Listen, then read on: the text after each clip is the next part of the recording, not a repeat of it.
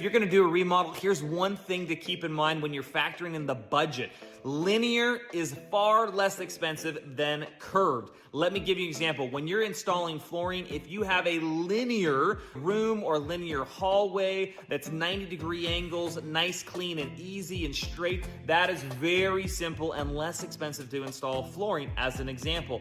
But if you have curved elements in your house, we live in a beautiful Spanish Mediterranean house. I'm here at our staircase. Our entire staircase is curved in this really beautiful turret room. I mean, it is so dramatic. We love the look and feel, but the reality is this room was so expensive to install flooring because if you look on the flooring, this entire room is circular.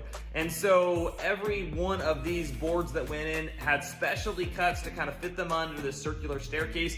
And our steps too, every one of these stairs was curved. So you have all these different radiuses to put in. They were diving in the walls. It was extremely expensive. So on our house, I imagine the curved non-linear element of our house probably increased our installation cost on our flooring by maybe as much as 30%. Another interesting element of our house is not at 90-degree angles. It's kind of a U shape, but it's open. And so we actually have different rooms that come off at 45-degree angles. And so it created all of these unique dimensions where the flooring in our rooms, not all the flooring in our rooms was straight.